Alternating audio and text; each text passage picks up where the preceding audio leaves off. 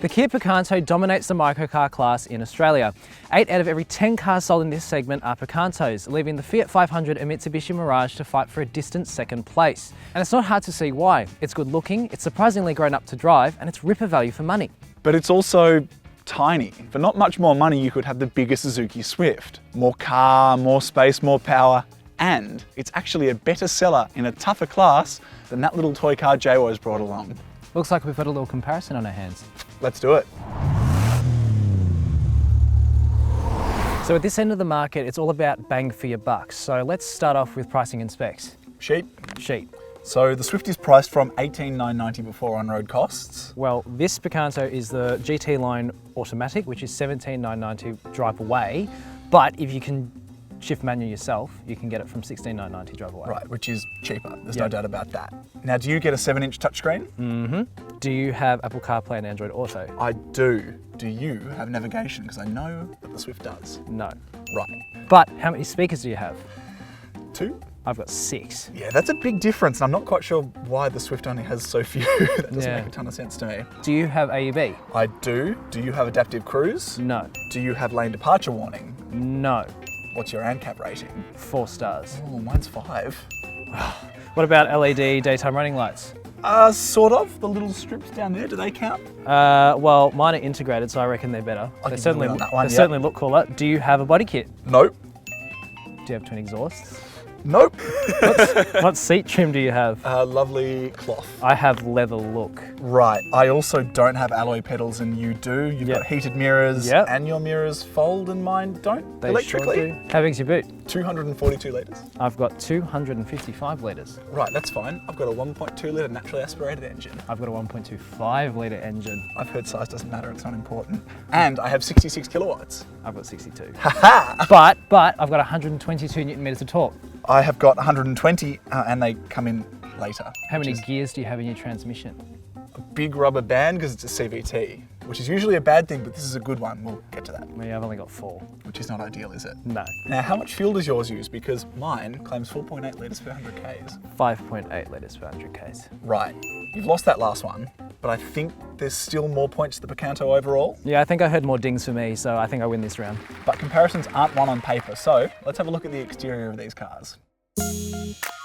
The Kia certainly looks more like the high-spec vehicle. The GT line model we have here has a sporty body kit, it's got projector headlights with LED daytime running lights that are integrated, it's also got machine finish alloy wheels, LED tail lights and twin exhaust outlets. What might polarise though is the boxy body and angular design cues. A few of my friends have called it ugly because it looks a little squish at the front, sort of like a pug. This Swift model, meanwhile, looks a little bit more like a budget-based model, which is fine because it is, and given the price point, but it just looks a little basic compared to the Kia. All right, so it's not as flashy as the Kia, but the Swift is still a sharp-looking car. For one, the front has actually been compared by people on the internet to the Jaguar F-Type, so there's that. And it's definitely more substantial to look at than the tall, skinny Kia. Plus, for a base model, you still get some niceties. You get this swooping body lines along the side, alloy wheels, but the pièce de résistance is undoubtedly these hidden rear door handles. Now that's flash. With all of that said, the Kia is definitely the sharper looking car. It's a bit flashier, a bit less basic. So another win for me in the Kia then? It looks like it, but this is a marathon and not a sprint. And I think I might make up some ground in the interiors, so let's check them out. This is where the Swift really comes into its own. It's just a bigger car than the Kia, and it shows in here. Not only is it 140mm wider than the Picanto, it's 10mm taller and rides on a 50mm longer wheelbase. And that means more space for people inside. The driving position in the Swift is just better for me, although I wish the steering wheel adjusted for reach. With comfier seats and much more legroom. Plus, you've got a much better chance of fitting adults in the back there. There are plenty more good bits about the Swift too. The infotainment system is simple but effective, and having inbuilt navigation is really helpful if you're getting close to your mobile data cap or you're in an area with no reception. With that said, you do still have Apple CarPlay and Android Auto and Bluetooth to hook your phone up. The dials are simple and super easy to read on the move, the multifunction screen in between them does more than the Kia's, and although some of these materials are a bit hard-wearing and cheap, you do get what looks like recycled golf balls on the dashboard, which is kind of cool too.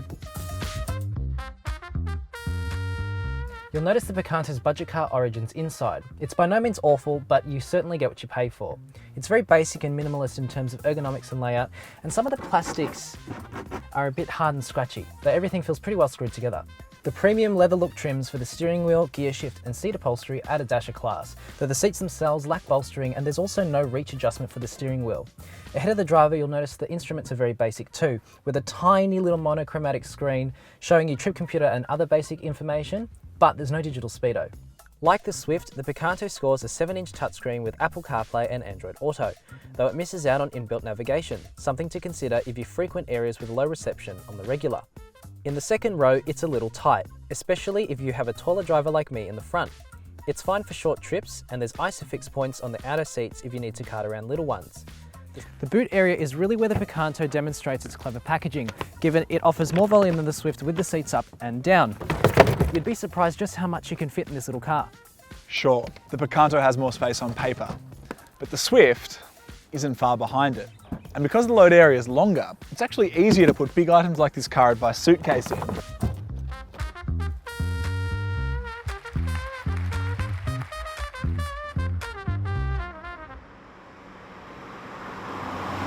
So Scott, you've been driving the Swift for a little bit now. I have been. You've now jumped into the Picanto. Yep. What are your thoughts?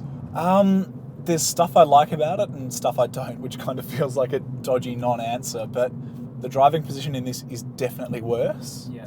I'm a lot more cramped in here, which I don't love. I think the Swift lets you stretch out a bit more. But I am surprised by how sort of peppy the engine in the Picanto feels. 4-speed auto and 62 kilowatts doesn't exactly inspire a ton of confidence, but it actually picks up all right. We have to remember they're both very light cars with similar outputs, so you'd think that even though they don't have a lot of grunt on paper, they'd still be able to kind of get along at a reasonable pace. It definitely does feel light. I mean, it's under a ton, and when you put your foot down, you can kind of feel that. I think the other big difference between the Swift and the Picanto is the Picanto rides a little bit more firmly. Yeah. It sits a little bit flatter if you are in the corners, which is kind of good given it's a GT line that's meant to feel a little bit sportier. I will say 4-speed auto, it's kind of getting a bit archaic in 2019 now. Yeah, and it can get a bit slushy sometimes. It can a little bit. I mean, we're going up a hill now, and if I put my foot down, it takes a while to kick down and get going, but again, most of these cars are probably going to live in town, aren't they? Yeah, and I think around town it's just fine. It's more when you start getting up to freeway speeds or things like that where you can see it struggle a little bit. It definitely didn't feel as comfortable on the freeway as the Swift does. Just when you want it to overtake or speed up, it takes a while to think through what gear it needs to be in, and the gaps between the gears are quite noticeable.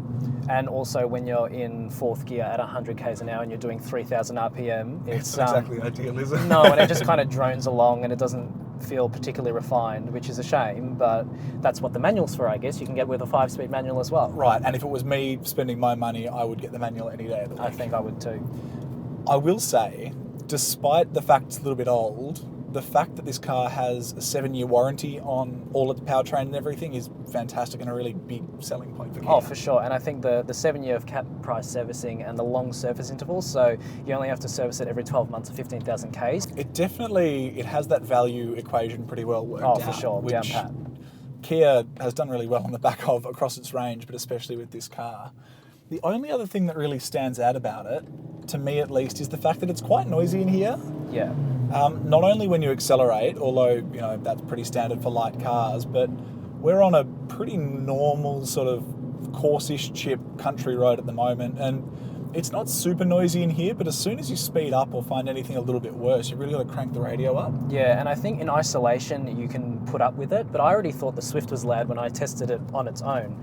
And then I got in this and I was like, oh, this is actually a bit louder. And I think that's another clear difference between the segments, is that this is being a micro car, that stuff isn't really a priority, whereas light cars are a little bit more versatile in what they have to do. So the Swift is that little bit more refined as well. Yeah, definitely. It just feels, grown up is a weird word to use about such small cars, but the Swift does feel just a little bit more grown up. Yeah, for sure. I think the last thing I want to say here is the Picanto is kind of good fun to throw around a little bit. Yeah. Not that it's a proper sports car, but because it is so small and light and the corner's quite flat, you can actually enjoy yourself on nice tight roads and at speeds below the speed limit. It's got so little power. It's kind of a cool little mini sports car sometimes. And it surprises you as well, because you look at it and it's like a tall, boxy washing machine looking thing, and you can still kind of have a bit of fun. The steering's nicely weighted.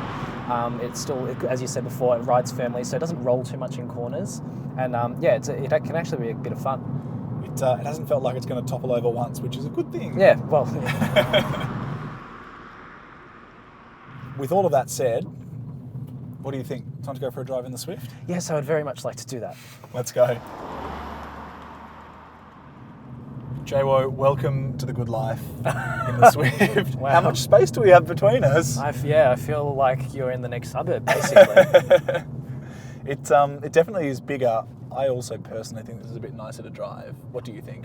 For sure. Like, just for starters, with the way that the driver's positioned, the seat's much more comfortable. The steering wheel doesn't feel like it's so far away from you. This also lacks telescopic adjustment, but you just feel like it falls to hand a lot easier. Definitely. And it just also feels a bit more upmarket and refined. Like, the dials are much nicer. Everything's kind of just in the right spot, and the design's not as minimalist as the Kia.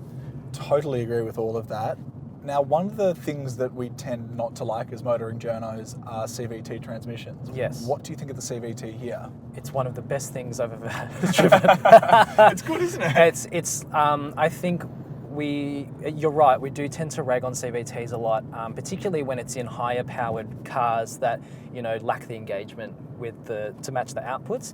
But I think CVTs are perfect for cars like this, where you don't have a huge amount of grunt, and it gives them an extra element of capability because, so for example, on the freeway, you're not spinning around at 3,500 revs, and in town as well, it keeps you in the power band, and you're not lacking torque or whatever, and you're not shifting and siphoning through gears to try and find the sweet spot. It keeps you there, and it really is demonstrated with how this car performs, because it feels more eager, it feels more muscular, and really it's not that different in terms of outputs. Almost identical outputs, and this definitely, where the Kia is held back by the fact you can only be in one gear at a time and it doesn't have many to choose from, this is essentially infinite. So not only does it have more go more of the time, it's quieter on the highway, it's not a compromise in this car, is it? Yeah, for sure. It makes the most of what it's got, and I think that's probably something that the Kia lacks, because it's already down on power compared to similar cars, or cars that are slightly larger for similar money, but it's also hamstrung by the transmission when you get out onto the open road, whereas this is perfectly capable of driving on the freeway, and it's not a chore at all. Totally agree, and I think it really benefits as well from the adaptive safety tech on here, like adaptive cruise, lane keep assist. If you are going to be driving on the freeway, that stuff is really, really nice to have, isn't it? Yeah, the Swift's actually one of the most affordable, if not the most affordable car in Australia that has adaptive cruise control, which is pretty impressive, and it works well. And I find that it just feels a little bit more stable, a little bit more planted. It feels like a more substantial car without feeling too big, if you get what I mean. Well, it's still light. It only weighs 900 kilos, so it's lighter than the Kia. And it's still dimensionally compact. It's got plenty of visibility, and when you're parking it, it still doesn't feel like a massive car compared to the Kia. So that's one thing I love about the Kia. Parallel parking is a breeze. There's so much visibility. The mirrors are big. There's so much window, and it's so small that it doesn't matter what size the spot is, that you don't really have any troubles. And this is actually pretty much up there with it. I will note though that the reversing camera on this isn't as good. The guidelines don't move, but also the quality of the picture is like sort of 1960 television, isn't it? And I think where it's positioned really low down in the bumper, it kind of looks a little bit like a letterbox. It's wearing a hat or something, isn't it? Yeah, it's a bit nitpicky, but this definitely feels a lot more grown up, a lot more mature, a lot more refined. It does feel a cut above on the road and in most situations too. And I really like how it rides so supplely. It's Is that even a word? Supplely? Supplely. Supplely. It definitely is more supple than the Kia. It's not floaty, but it's a bit softer in the way it deals with bumps and sort of floats over things. It also handles well, because if you've got a light car, you don't have to have really stiff suspension to make it corner flat and sort of keep things in control. So it's not like there's a massive trade-off for that soft ride. This is still a really fun car to drive. Absolutely. It's got that ride and handling balance pretty much nailed, and I think that's something that the Swift has been known for a while. It's always been a really fun car to drive, and I think now that we're in this new generation with the nice infotainment, and it's a little bit more refined and a little bit more upmarket in all these areas with all the tech as well. It's just got a lot of, it can wear a lot of different hats. So, you'll be just as home in town as you will be on the freeway. Now, if you're going to be doing freeway driving often, there's a 1 litre turbo that's probably a bit better suited to that. Yeah, definitely. But this is definitely capable of doing that, and it's very impressive. So I think that I have to begrudgingly say that this is better than the Picanto on the road, purely because it's just so much more refined. So, have you conceded that the Swift is the new small car, micro car advice champion? I think we might need to tally the scores first. Let's go and tally the scores, but I'm feeling confident. We'll see.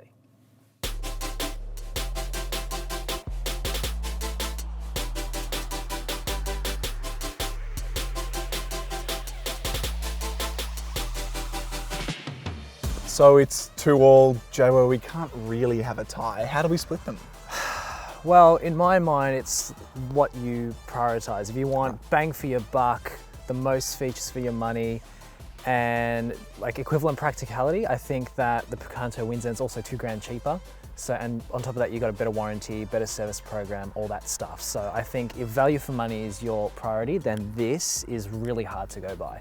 I think you're right, but I also think for the extra money, the Swift is bigger in the front and the back.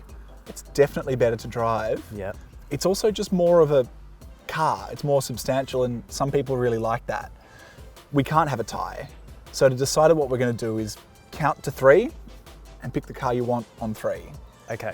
1, 2, 3, Swift. Head to caradvice.com for the full And comparison. don't forget to subscribe. I've opened the door for you. What the f am I doing?